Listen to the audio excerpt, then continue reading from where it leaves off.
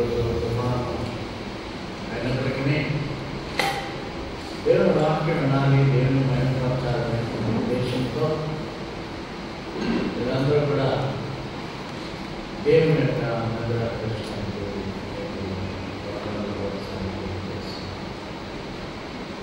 ఈరోజు ప్రతి క్రైస్తవుడు కూడా జీవితంలో క్రైస్తవ జీవన విధానంలో వారెప్పుడు కూడా మర్చిపోకుండా గుర్తుపెట్టుకునేటువంటి ఒక మంచి సందేశాన్ని ఈరోజు మీకు అందించాలని అనుకుంటున్నాను. ఈ దినాల్లో ఫాల్స్ న్యూస్ లేక ఫేక్ న్యూస్, అబద్ధపు వార్త, నకిలీ వార్త అనేవి ప్రచారంలో ఉన్నాయి. పూర్వకాలంలో కూడా ఉండేవి, పాత నిబంధన కాలంలో కూడా ఈ నకిలీ వార్తల ప్రచారం అనేది ఉండేది. కొత్త నిబంధన కాలంలో, ఈ మధ్య కాలంలో ఈ యొక్క ఫేక్ న్యూస్ చాలా ఎక్కువగా విస్తృతంగా అది ప్రచారం చేయబడుతుంది. ఫేక్ న్యూస్ అంటే నిజము కానటువంటి వార్త, అబద్ధపు వార్త. ఈ అబద్ధపు వార్త లేక ఫేక్ న్యూస్ అనేది బైబిల్లో ఆ యొక్క పదము లేదు, కానీ దానికి సంబంధించిన విధంగా బైబిల్లో అబద్ధాలు, చెడు ప్రచారం అనేది ఉన్నది. తప్పుడు సాక్ష్యం ఇవ్వడము, మోసం చేయడము బైబిల్లో కనిపిస్తుంది. ఇది ఆధునిక నకిలీ వార్తలకు సమాంతరమైనది. అంటే ఫేక్ న్యూస్ అని బైబిల్లో నకిలీ వార్తలు అని ఆ పదము వేరుగా లేకపోయినప్పటికీ దానికి పర్యాయపరంగా అబద్ధాలు లేకుండా తప్పుడు సాక్ష్యాలు ఇవ్వడం, తప్పుడు వార్తలు ప్రచారం చేయడం అనేది బైబిల్ మనం చూస్తున్నాం. అబద్ధాన్ని బైబిల్ ఖండిస్తుంది. నిర్గమకాండము 23వ అధ్యాయము 1వ వచనంలో తప్పుడు వార్తలను ప్రచారం చేయవద్దని అక్కడే ఇచ్చారు. నిర్గమకాండము ఈ తప్పుడు సమాచారము, అబద్ధాలు ప్రచారం చేయడం వల్ల క్రైస్తవుల్లో వారి విశ్వాసానికి సంబంధించినటువంటి ఆందోళన ఎక్కువ ఉంటుంది. అంటే బైబిల్ గురించి వ్రాయబడినటువంటి సత్యాలను, అంటే బైబిల్లోని సత్యాలను వక్రీకరించడంలో చాలా మంది ఈ రోజుల్లో సిద్ధాస్తులుగా ఉన్నారు.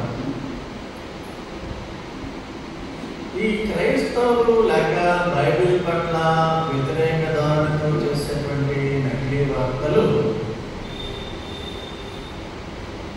దేవుడు ఎన్నో వాగ్దానాలను మనకి ఇచ్చాడు. ఆ వాగ్దానాల పట్ల సందేహాలు తలెత్తే విధంగా ఈ వార్తలు ఉన్నాయి. బలమైన విశ్వాసులు కూడా అనుమానంలో దేవుని యొక్క మాటలను విశ్వసించడంలో అనుమానపడే విధముగా ఈ నకిలీ వార్తలు ఉండడం అనేది క్రైస్తవులు లేక విశ్వాసుల యొక్క ఆధ్యాత్మిక జీవనానికి ఒక పెనుముప్పుగా తయారైంది. మన ప్రభువు రాజులకు రాజు, ప్రభువులకు ప్రభు. అయితే సాతాను నకిలీ వార్తలకు లేక అబద్ధపు వార్తలకు రారాజు,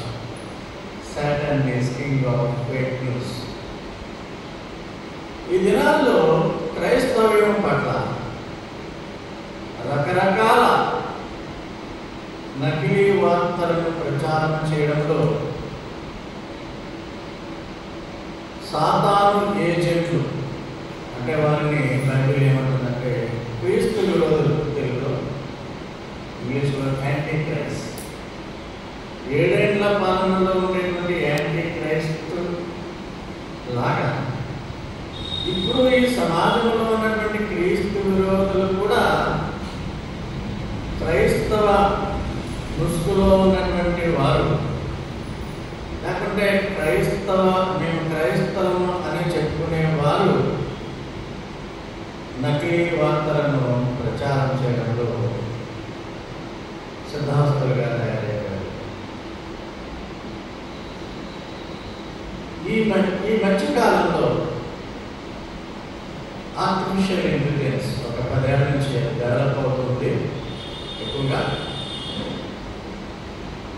ChatGPT ఇవి రెండింటి ద్వారా నకిలీ వార్తలు లేక ఫేక్ న్యూస్ సమాజంలో నిజము అనేది విధముగా అబద్ధాన్ని ప్రచారం చేస్తున్నారు. అంటే అది అబద్ధము అని నిజముగా ప్రచారం అవుతుంది. దానిలో సాతాను యొక్క ఏజెంట్లు ప్రత్యేకమైన రీతిలో ఈ యొక్క తప్పుడు వార్తలను ప్రచారం చేస్తున్నారు. రెండవసారి అమెరికా పీఠాన్ని నిర్వహించినటువంటి అధ్యక్షుడు డొనాల్డ్ ట్రంప్ గారు మొదటిసారి ఎన్నికైనప్పుడే చాలా బాధపడుతుంటారు. నా గురించి తప్పుడు వార్తలు మీడియా విపరీతంగా ప్రచారం చేస్తున్నారు. అంటే తప్పుడు వార్తల వల్ల మనిషి యొక్క మంచోడే క్యారెక్టర్ అసాసినేషన్ జరుగుతుంది. అయితే ప్రభువు చేసిన వాగ్దానాల పట్ల తప్పుడు వార్తలను ప్రచారం చేయడం వల్ల విశ్వాసులలో ఆందోళన, విశ్వాసులలో తమ యొక్క ఆధ్యాత్మికమైనటువంటి ఆ పరిస్థితి మీద అనుమానం తలెత్తే విధంగా ఉన్నాయి. అంటే బలమైన విశ్వాసులు అయితే వారు ఇబ్బంది పడరు, కానీ నమ్మకాంతర క్రైస్తవులే ఎక్కువ అనేక సంఘాలు. మన సంఘంలో అయితే అందరూ కూడా సత్యమునకు ఆధారమైనటువంటి సంఘం కాబట్టి మీరు సత్యము అనేటువంటి పునాది మీద ఆధారపడి ఉన్నారు కాబట్టి త్వరగా మీరు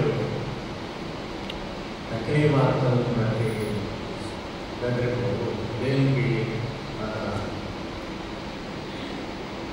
బైబిల్కి వ్యతిరేకంగా ఈ ఫేక్ న్యూస్ లేక అబద్ధపు వార్తలు ఈ అంత్యకాలంలో ఎక్కువగా విస్తరిస్తున్నాయి.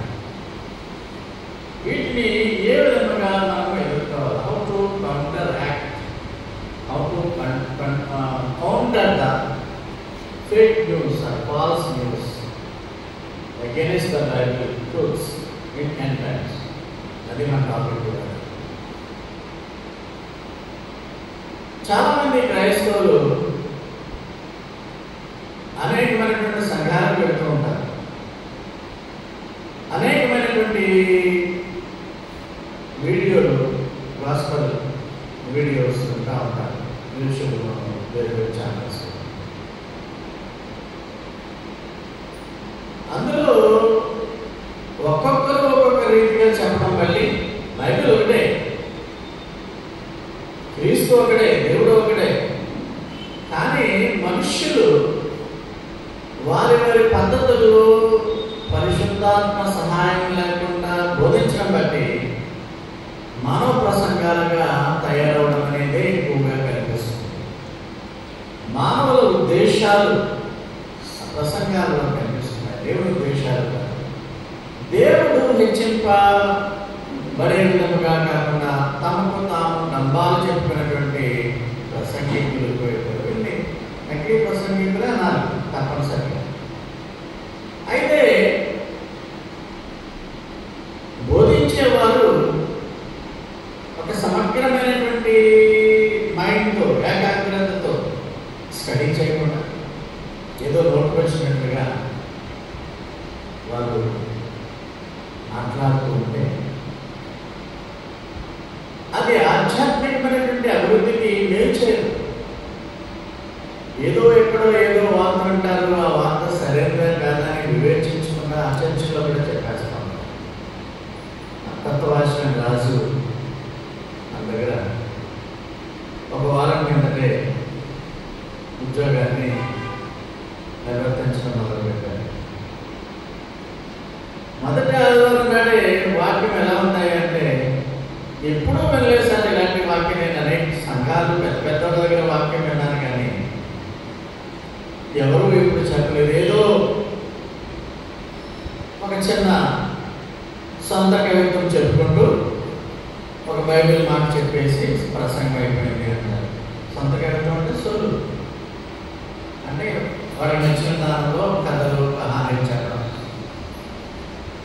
మరి ఒక ఇలిటరేట్, ఏమీ నీకులాగా గొప్పగా చదువుకోలేనటువంటి ఒక వ్యక్తి మీద గత ఆదివారం ప్రసంగం అంత ప్రభావాన్ని చూపించింది అంటే, మరి మీ మీద ఎంత ప్రభావాన్ని చూపించాలి?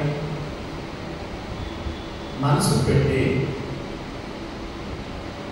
వాక్యాన్ని చదవాలి, వాక్యాన్ని అర్థం చేసుకోవాలి, మనసు పెట్టి వాక్యాన్ని వినాలి. అదే బైబిల్ సత్యంలో బలమైనటువంటి పునాదిని ఎవరికి వాళ్ళే నిర్మించుకోవాలి. ఏది సత్యమో ఏది అసత్యమో అని ఆలోచించే విచక్షణ జ్ఞానం కలిగి ఉండాలి.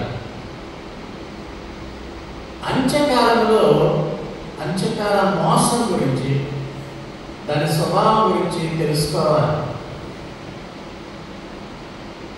4 బైబిల్ సత్యాలను, మీరు ఎరిగిన బైబిల్ సత్యాలను మీరు మీ ఫ్రెండ్స్తో పంచుకోవడం మీకు ఒక మంచి సాక్ష్యం. యేసు ప్రభు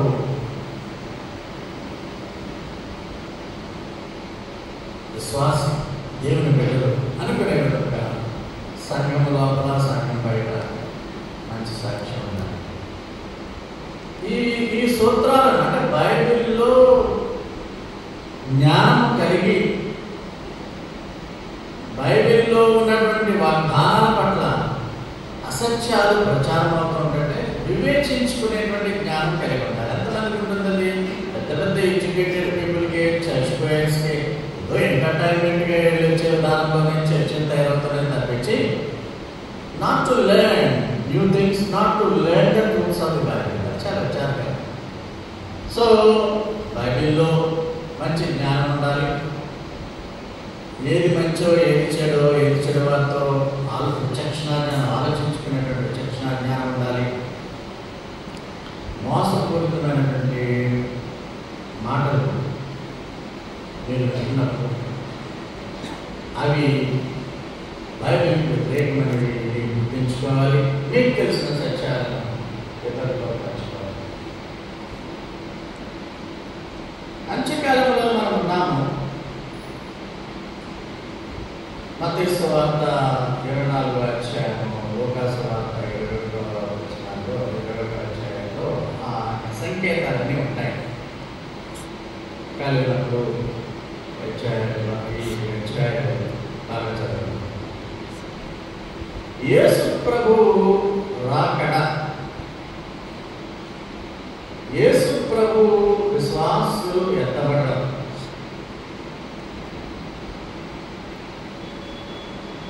దాని గురించి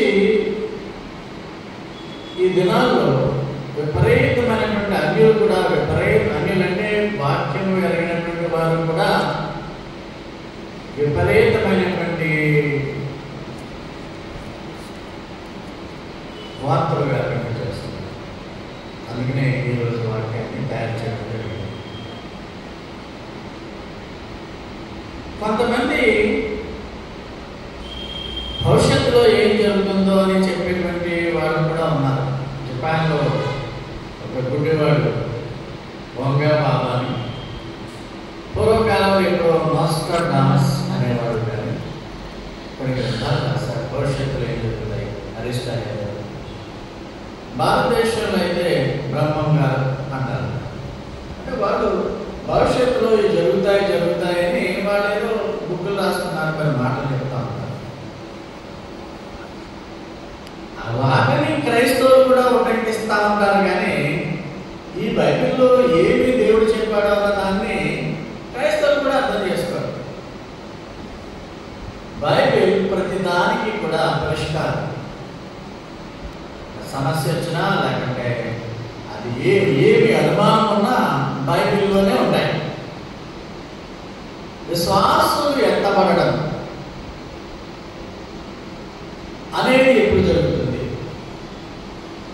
రెండవ రాకడ ఎందుకు జరుగుతుంది?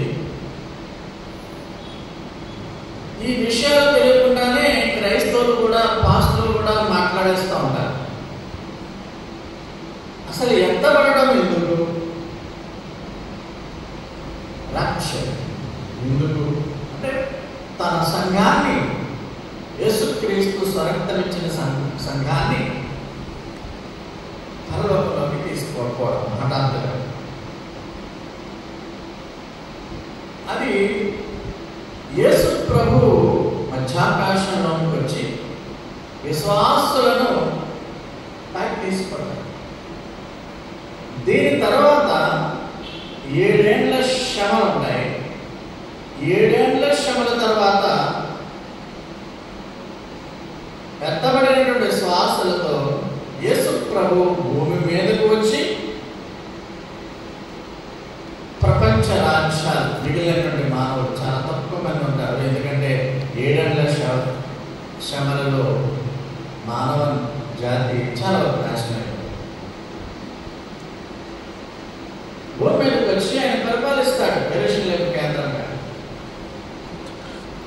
చాలా మంది బోధించేటప్పుడు ఈ దినాల్లో రాజ్యాన్ని వ్యతిరేకిస్తున్నారు. అంటే బైబిల్లో ఉన్నటువంటి మాటలు, తెస్సలోనికీయులకు రాసిన మొదటి పత్రిక 4వ అధ్యాయము 16-18లో ఉన్నటువంటి మాటలు, యోహాను సువార్త 14వ అధ్యాయంలో ఉన్నటువంటి మాటలు, నేను వస్తాను మళ్ళీ మిమ్మల్ని తీసుకుపోతాను పల్లవి, ఈ మాటల్ని some Christians also not believe. అంటే బైబిల్లో కొన్ని వాక్యాలు తప్పించేస్తుందాము అనుకునేటువంటి విధానంలో మన సొంత రూపకల్పనకు, అంటే సొంత ఇంటర్ప్రిటేషన్కు మనం తావేటప్పుడు బైబిల్లో ఉన్నది యాజిటీస్గా బోధించడమే. దానికి సొంత కవిత్వాలు కాదు, అలా కలిగే వాళ్ళు కూడా శాపగ్రస్తులే. What is the purpose of rapture? విశ్వాసు వధువు సంఘాన్ని తీసుకుపోయి 7 ఏళ్ల శ్రమలకు గురి కాకుండా వారు యేసును నమ్ముకున్నారు కాబట్టి, యేసును నమ్మారు కాబట్టి నీతిమంతులుగా తీర్చబడి పరలోక రాజ్యంలోకి తీసుకుపోతారు. అది రెండవ రాకడలో మొదటి దశ. దాని తర్వాత భూమి మీద 7 ఏళ్ల విందు ఒకటి జరుగుతుంది పరలోకంలో విశ్వాసులకు, ఎత్తబడిన వారికి. కింద 7 ఏళ్ల పాటు శ్రమ, విపరీతమైన శ్రమ. అంత్యకాలపు రాజు, king of fake news, Satan అప్పుడు పరిపాలిస్తారు. అప్పుడు ఒకే మతం ఉంటుంది, రకరకాల మతాలు ఉంటాయి. దాన్ని మీకు ఈ యొక్క అంత్యకాల వర్తమానాల పుస్తకంలో ఆ చివరి రోజుల్లో వచ్చేటువంటి మతం గురించి, ఇస్లాం అనేటువంటి మతం, క్రిస్టియానిటీ, ఇస్లాం కలిపి ఒక మతంలో 7 ఏళ్ల కాలంలో మతం యాంటీ క్రైస్ట్ యొక్క ప్రతినిధులే ఈ దినాల్లో ప్రచారం చేస్తున్నారు. యాంటీ క్రైస్ట్ లాంటి సాతాను యొక్క మానవ ప్రతినిధులు యాంటీ క్రైస్ట్, అబద్ధ ప్రవక్త, క్రీస్తు విరోధి అంటే క్రీస్తు వాళ్ళ మానవ రూపంలో అంటారు, కానీ శాటనిక్ క్రియలన్నీ చేస్తూ ఉంటారు. రెండవ రాకడ, రాకడంటే చాలా మంది పాటించారు తెలియదు వాళ్ళు. రెండవ రాకడలో మేము రక్షింపబడాలని కొంతమంది ప్రార్థన చేస్తూ ఉంటారు. అసలు రెండవ రాకడ ఏంటంటే అది ఉగ్రతతో వచ్చేటువంటి రాకడ, మామూలు రాకడ కాదు. అది కింగ్ ఆఫ్ కింగ్స్, అవిధేయులను నాశనం చేయడం వరకు భూమి మీద లేకుండా 7 ఏళ్ల శ్రమలలో 7వ ఉగ్రతాపాత్ర సమయంలో ఆయన ఆర్మగద్దోన్ యుద్ధం అనే సమయంలో వస్తాడు. నేను బైబిల్ సత్యాలు సర్వనాశనం అయిపోతుంది. ఆ విధేయులంతా కూడా నాశనం అయిపోతారు, నరకానికి పోతారు.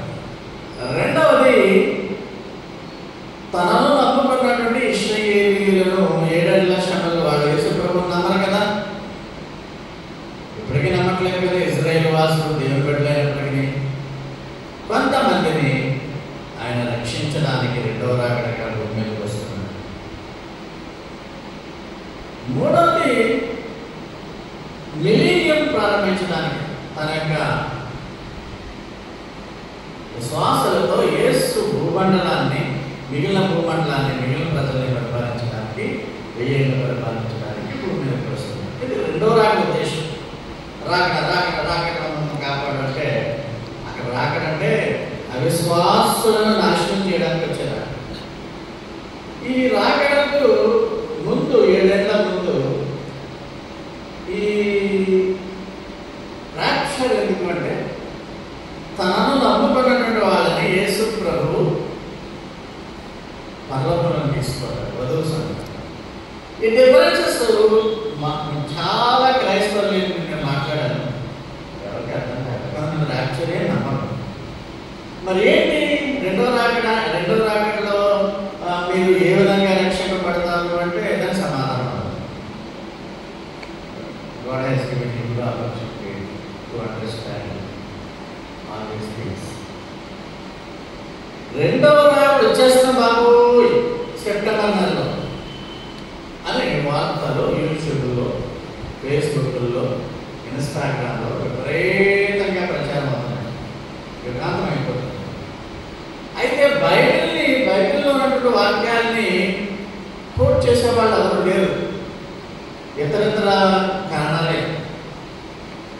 యుగాంతం ఎప్పుడు వస్తుందంటే మత్తయి సువార్త 24:16 ప్రకారం భూదిగంతాల వరకు సువార్త చాటింపబడాలి. ప్రతి వాడి చెవులోని యేసు నామము వినిపించబడాలి. అడవుల్లోను, కొండల్లోను, కోయిలోను ఎక్కడ ఉన్నప్పటికీ యేసు అనే పదాన్ని కనీసం వాడు వినాలి. యేసు ద్వారా రక్షణ, యేసు ద్వారా నీతిమంతులు కావడం, అవన్నీ ఆటోమేటిక్గా దేవుడు చేసుకుంటాడు. అంటే రక్షణ సువార్త భూమంతా కూడా వెదజల్లబడాలి.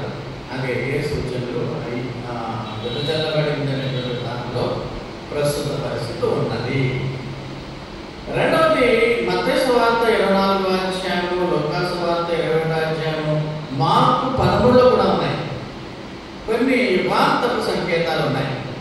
ఈ భూమి చరిత్ర ముగించిపోయేటువంటి కొన్ని సంకేతాలు, అవి నెరవేర్చబడాలి. ఒలీవల ప్రసంగం చేస్తాడు మత్తయి సువార్త 24వ అధ్యాయము 32-37. ఒలీవల ఆలివేట్ డిస్కోర్స్ నెరవేర్చబడాలి. మూడవది, అత్యంత కీలకమైనటువంటి సంఘటన, క్రీస్తు విరోధి లేక అంత్యక్రీస్తు పేరు ప్రపంచమంతా కూడా వెల్లడి చేయబడాలి. The name of anti Christ must be revealed to the entire world. నేనే యాంటీ క్రైస్ట్ ఒకటి బయటకు రావాలి. ఇది ఎప్పుడు జరుగుతుందో మనం ఆల్రెడీ చాలాసార్లు విన్నాం. దానియేలు గ్రంథము 9వ అధ్యాయం 27వ వచనంలో యెరూషలేము దేవాలయం మూడోసారి కట్టబడడానికి యుద్ధం జరుగుతుంటే అరబ్బులకి, ఇశ్రాయేలీలకి ఆ యుద్ధం ఆపడానికి నేను అంత్యక్రీస్తుని సెటిల్మెంట్ చేయడానికి వస్తాను. అంత్యక్రీస్తుంటే సెటిల్మెంట్ చేసేవాడు ఇశ్రాయేలీలను అరబ్బులకు గొడవ లేకుండా. ఆ పేరు ఎప్పుడు వెల్లడవుతుందని దానియేలు 9:27, 7 శ్రమలు అంటే దానియేలు 9:27 రెఫరెన్స్. పేతురు రాసిన దశలోనికి రాసిన 2వ పత్రిక 2వ అధ్యాయము 3వ వచనంలో 1 నుంచి 3 వరకు చదువుకుంటే, ప్రభుదినం చేస్తుంది, ప్రభు చేస్తున్నాడు అంటే మీరు కంగారు పడవద్దు.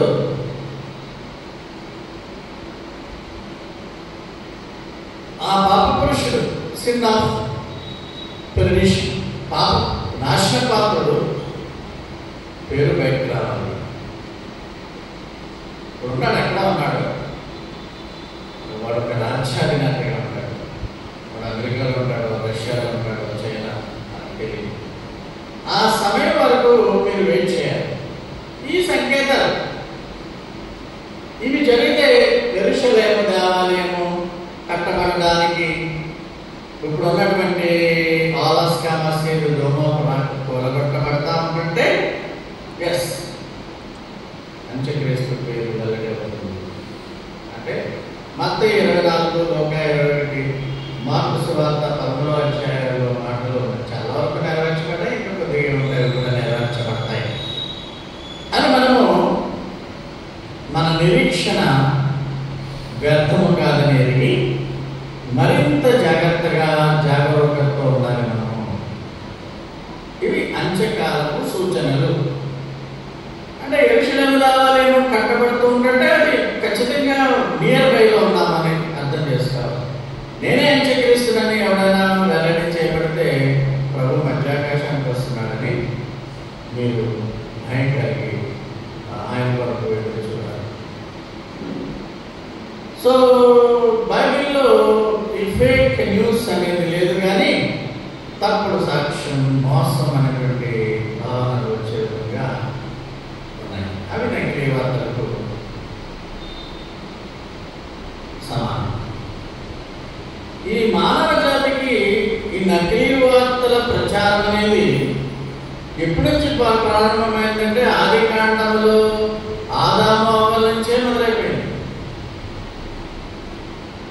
6000 సంవత్సరాల తర్వాత ఇప్పుడు ఇంకా విపరీతంగా మోడర్న్ టెక్నాలజీ, మీడియా సాయంతో ఈ ఫేక్ న్యూస్ విపరీతంగా క్రైస్తవులు కూడా వంచడం జరుగుతుంది.